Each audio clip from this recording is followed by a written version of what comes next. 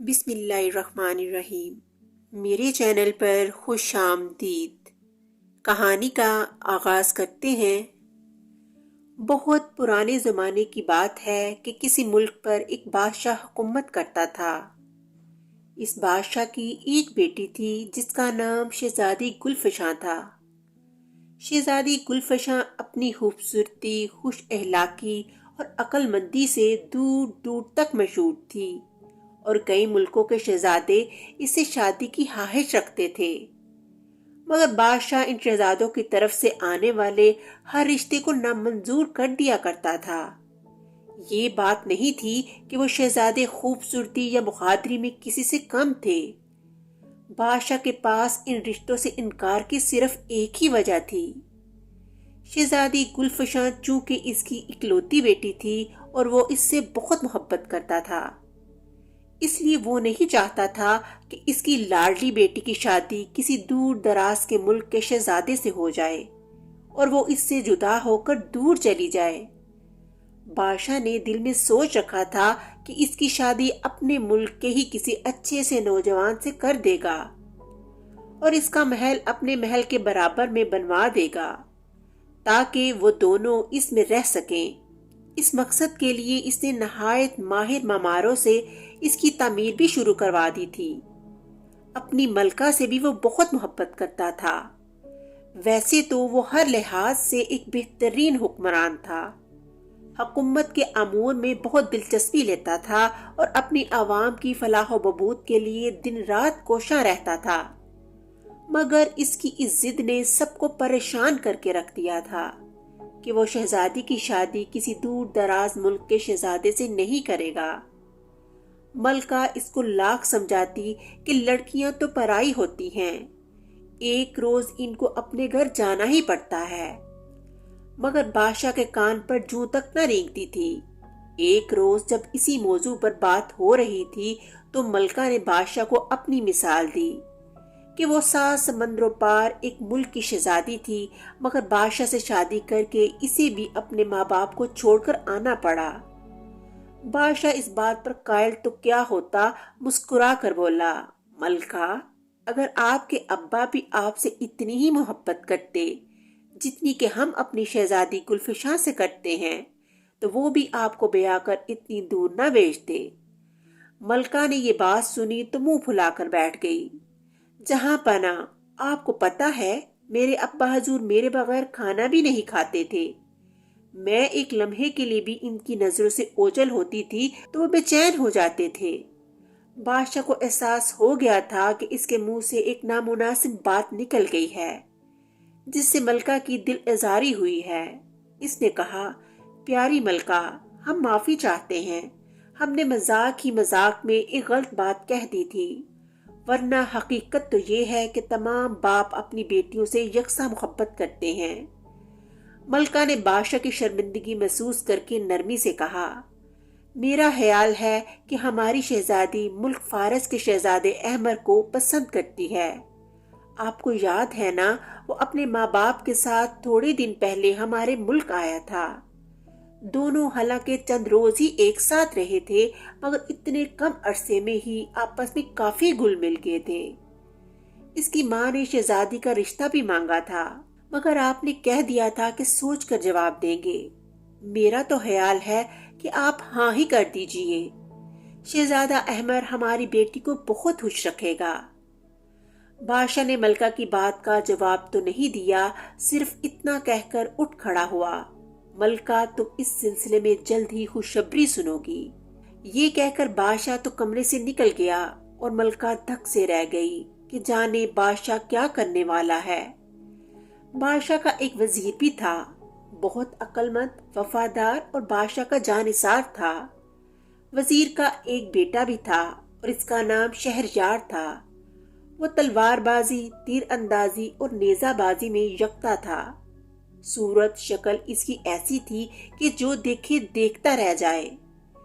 شہزادی گلفشاں اور شہریار کا بچپن ایک ساتھ ہی گزرا تھا۔ بادشاہ اور ملکہ اس کو اپنے بیٹوں کی طرح ہی چاہتے تھے۔ یہی وجہ تھی کہ اس کی تعلیم و تربیت اور تلوار بازی وغیرہ کی تربیت شہزادی گلفشاں کے ساتھ ہی ہوئی تھی۔ وہ ایک دوسرے سے بہت مانوس تھے اور ایک دوسرے کے دکھ سکھ کے ساتھی بھی تھے۔ گرمیوں کی ایک دوپہر تھی۔ کھانا کھانے کے بعد سب لوگ اپنے اپنے کمروں میں آرام کر رہے تھے۔ زیادہ دیر نہ گزری تھی کہ ایک کنیز بھاگتی ہوئی ملکہ کے پاس آئی اور گھبرائے ہوئے لہجے میں بولی، ملکہ عالیہ، جلدی سے آئیے، شہزادی صاحبہ کی طبیعت خراب ہو گئی ہے۔ کنیز کی بات سن کے ملکہ گھبرا گئی اور دوڑ کر شہزادی کے کمرے میں آئی۔ اس نے دیکھا شہزادی گلفشاں آنکھیں بند کیے اپنے بستر پر لیٹی ہوئی ہے۔ ایسا معلوم ہوتا تھا جیسے وہ بے خبر سو رہی ہے۔ ملکہ نے غصیلی نظروں سے کنیز کی طرف دیکھا اور بولی، شہزادی تو سو رہی ہے، تم کہہ رہی ہو اس کی طبیعت خراب ہو گئی ہے۔ کنیز خوف سے تھر تھر کانپنے لگی اور بولی، ملکہ حضور، شہزادی صاحبہ اچھی خاصی مجھ سے باتوں میں مصروف تھیں کہ اچانک انہوں نے ایک چیخ ماری اور بستر پر گر پڑی۔ میں نے انہیں بہت آوازیں دیں مگر انہوں نے کوئی جواب نہیں دیا۔ یہ بات سن کر ملکہ کو بھی تشویش ہوئی۔ اس نے پہلے تو شہزادی کو ہلا جلا کر اٹھانے کی کوشش کی، پھر جب کوئی کامیابی نہ ہوئی تو اس نے بادشاہ کو اطلاع کروائی۔ شہزادی کی خراب طبیعت کے بارے میں سن کر بادشاہ کے تو ہاتھوں کے طوطے اڑ گئے۔ وہ بھاگا بھاگا آیا اور محل کے تمام طبیبوں کو طلب کر لیا۔ وہ سب شہزادی کا معائنہ کرنے لگے۔ ایک طرف وزیر زادہ شہجہاں بھی منہ لٹکائے خاموش کھڑا تھا۔ تھوڑی دیر بعد جب طبیبوں نے معائنہ ختم کیا تو وہ مایوس تھے۔ انہوں نے بادشاہ کو بتا دیا تھا کہ شہزادی کا مرض ان کی سمجھ سے بالا تر ہے۔ یہ سن کر بادشاہ کے چہرے کا رنگ اڑ گیا اور وہ سر پکڑ کر بیٹھ گیا۔ یہ خبر جنگل کی آگ کی طرح پورے ملک میں پھیل گئی۔ بادشاہ نے اسی وقت ملک کے دوسرے حکیموں اور طبیبوں کو بھی طلب کر لیا اور شہزادی کو دکھایا گیا، مگر بے سود۔ شہزادی کا مرض کسی کو بھی سمجھ نہیں آ رہا تھا۔ وہ بددستور اپنے بستر پر بے سود سوتی رہی۔ اسی پریشانی میں شام ہو گئی۔ اگلے روز مایوس ہو کر بادشاہ نے یہ اعلان کروا دیا کہ جو بھی شہزادی کو نیند سے بیدار کرے گا، شہزادی کی شادی اس سے کر دی جائے گی۔ اس اعلان کو سن کر کوئی بھی حاضر نہ ہوا۔ سب لوگ یہی سوچ رہے تھے کہ جب بڑے بڑے حکیم اور طبیب اس سلسلے میں کچھ نہیں کر سکے تو وہ کیا کریں گے۔ اس صورتحال سے بادشاہ اور ملکہ سخت پریشان تھے۔ ان کی مایوسی بڑھتی جا رہی تھی کہ ایسے میں ایک چوبدار نے آ کر اطلاع دی کہ ملک فارس کا شہزادہ احمر آیا ہے اور شہزادی کے علاج کے سلسلے میں بادشاہ سے ملنا چاہتا ہے۔ نا امید بادشاہ کی امید ابھی باقی تھی۔ اس نے شہزادے احمر کو فوراً ہی اپنے کمرے میں طلب کر لیا۔ محل کے پہرے دار اس کو لے کر حاضر ہو گئے۔ بادشاہ اس سے پہلے بھی ملا ہوا تھا۔ چند روز قبل وہ اپنے ماں باپ کے ساتھ اس محل میں آ چکا تھا۔ شہزادہ احمد نے جھک کر بڑے ادب سے بادشاہ کو سلام کیا اور بولا، جہاں پناہ، میں اپنے ساتھیوں کے ساتھ شکار پر گیا ہوا تھا۔ منادی کرنے والوں سے سنا کہ شہزادی صاحبہ کی طبیعت خراب ہے اور وہ نیند سے جاگ نہیں رہی۔ میرا خیال ہے کہ ان کی بیماری کا علاج میرے پاس ہے، اس لیے آپ کی خدمت میں حاضر ہو گیا۔ اس کے گفتگو کرنے کے انداز اور وجاہت نے بادشاہ کو بہت متاثر کیا۔ اس نے دل میں سوچا کہ اگر اس خوبرو شہزادے نے اس کی بیٹی کو ٹھیک کر دیا تو وہ ضرور اس سے اس کی شادی کروا دے گا۔ پھر بھی اس نے اپنی تسلی کے لیے ایک سوال کیا، تم تو ایک شہزادے ہو، حکمت کے کاموں سے تمہارا کیا واسطہ؟ شہزادے احمد نے ادب سے ہاتھ باندھ کر کہا، جہاں پناہ، شہزادی صاحبہ کسی بیماری میں مبتلا نہیں ہے، یہ مسئلہ دوسرا ہے۔ بادشاہ کی آنکھیں حیرت سے پھیل گئیں۔ تمہارا مطلب ہے یہ کسی جادوگر یا دیو وغیرہ کا چکر ہے؟ شہزادے احمد نے نفی میں سر ہلا کر کہا، جی نہیں، میں یہ بھی نہیں کہہ سکتا۔ پھر اس نے ہیرے جواہرات سے بری ایک چھوٹی سی خوبصورت ڈبیا نکالی اور اسے بادشاہ کو دکھا کر بولا، شہزادی صاحبہ کو کچھ بھی ہوا ہو، اس کا علاج اس ڈبیا میں بند ہے۔ بادشاہ حیرت اور دلچسپی سے اس ڈبیا کو دیکھنے لگا۔ احمر کی بات میں جانے کیا بات تھی کہ ملکہ کو بھی امید ہو گئی کہ اس کی بیٹی اب ٹھیک ہو جائے گی۔ وزیر زادہ شہریار بھی وہی تھا اور بڑی دلچسپی سے شہزادی کی باتیں سن رہا تھا، اور اس کے ہونٹوں پر ایک دوستانہ مسکراہٹ بھی تھی۔ اس کے بعد بادشاہ اور وہ سب لوگ اس کمرے میں آئے جہاں شہزادی بے ہوش پڑی تھی۔ شہزادے احمد نے بغور شہزادی کو دیکھا۔ کچھ سوچتے ہوئے اس نے وہ خوبصورت ڈبیا کھول کر اس میں سے ایک پر نکالا۔ وہ پر حسین و جمیل رنگوں سے جگمگا رہا تھا۔ شہزادے احمد نے اس پر کو شہزادی کے تلووں سے لگایا۔ جیسے ہی پر نے اس کے تلووں کو چھوا، شہزادی کو ایک ہلکی سی چھینک آئی اور وہ بستر پر اٹھ کر بیٹھ گئی اور حیرانی سے سب کو دیکھنے لگی۔ ملکہ اور بادشاہ کے منہ سے خوشی سے چیخ نکل گئی۔ بادشاہ نے جلدی سے آگے بڑھ کر اپنی بیٹی کو گلے سے لگا لیا۔ شہزادی گھبرائی ہوئی تھی لگ رہی تھی۔ ابا حضور، مجھے کیا ہوا تھا؟ اس نے پوچھا۔ کچھ نہیں میری بیٹی، تم بالکل ٹھیک ہو۔ پھر بادشاہ نے شہزادہ احمر کا ہاتھ پکڑ کر کہا، شہزادے، ہم تمہارا یہ احسان زندگی بھر نہیں بھولیں گے۔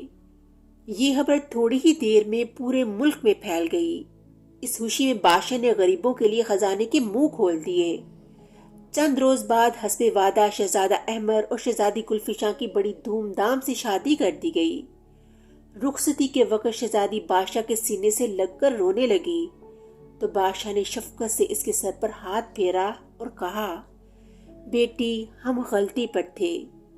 ہر لڑکی کو ایک نہ ایک روز اس کے گھر جانا پڑتا ہے۔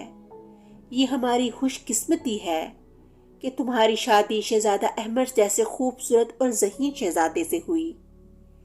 ملکہ شہزادی کی جدائی سے رنجیدہ تھی، مگر اس بات پر خوش بھی تھی کہ بادشاہ نے شہزادی کی شادی کے سلسلے میں اپنی ضد چھوڑ دی۔ اس نے بھی شہزادی کو گلے سے لگا کر دعائیں دیں۔ اس موقع پر سارے وزیر، مشیر اور دوسرے ملازمین وہاں جمع تھے۔ بادشاہ نے اپنی بیٹی کو بے شمار قیمتی تحفے دیے تھے اور 100 سپاہیوں کا دستہ ان کی حفاظت کے ساتھ کر دیا تھا۔ سفر پر روانہ ہونے سے پہلے شہزادی نے چاروں طرف دیکھا جیسے کسی کو تلاش کر رہی ہو۔ جلد ہی اس کی نگاہ وزیر زادے شہریار پر پڑی۔ وہ ایک کونے میں سر جھکائے اداس کھڑا تھا۔ شہزادی دوڑ کر اس کے قریب پہنچی اور اس کے دونوں ہاتھ پکڑ کر بولی، شہریار بائی، اگر آپ یہ سب کچھ نہ کرتے تو میری شادی کبھی بھی شہزادہ احمد سے نہ ہو پاتی۔ آپ نے اتنی اچھی ترکیب بتائی تھی کہ ابا حضور اپنی شرط سے دستبردار ہونے پر مجبور ہو گئے۔ شہریار مسکرا کر بولا، میں نے بہت ساری کہانیوں میں سن رکھا تھا کہ کوئی شہزادی جب کسی بڑی مصیبت میں پھنس جاتی ہے تو بادشاہ سلامت یہی اعلان کرواتے تھے کہ جو شہزادی کو اس مصیبت سے نجات دلائے گا، اس کی شادی شہزادی سے کر دی جائے گی۔ میں نے یہ منصوبہ بنایا تھا کہ تم جھوٹ موٹ کی سوتی ہوئی بن جاؤ اور شہزادہ احمد آ کر تمہیں ٹھیک کر دے گا۔ اس نے بھی بڑی مہارت سے اپنا کام سر انجام دیا اور تمہیں ٹھیک کر دیا۔ اب تم وہاں جا کے ہمیں بھول نہ جانا۔ اس کی بات سن کر شہزادی نے اداسی سے کہا، میں ابا حضور کو، امی حضور کو اور شہریار بائی آپ کو کیسے بھول سکتی ہوں؟ یہ کہتے ہوئے اس کی آنکھوں سے آنسو نکل پڑے۔ شہزادہ احمد بھی ان کے قریب آ کر کھڑا ہو گیا تھا۔ شہریار خاموش ہوا تو اس نے کہا، شہریار، تم ایک اچھے اور سچے دوست ہو۔ تم اگر وہ ترکیب نہ بتاتے اور میری شادی شہزادی سے نہ ہو پاتی تو میں خود سچ مچ کا سوتا ہوا شہزادہ بن جاتا۔ تمہارا یہ احسان میں زندگی بھر نہیں بھولوں گا۔ یہ کہہ کر اس نے شہریار کو گلے سے لگا لیا۔ شہریار نے شہزادی کے سر پر ہاتھ پھیرا اور پھر یہ قافلہ شہزادی کو لے کر پردیس روانہ ہو گیا۔ اس طرح کہانی کا اختتام ہو گیا۔ اگلی کہانی کے ساتھ پھر ملیں گے، تب تک کے لیے اللہ حافظ۔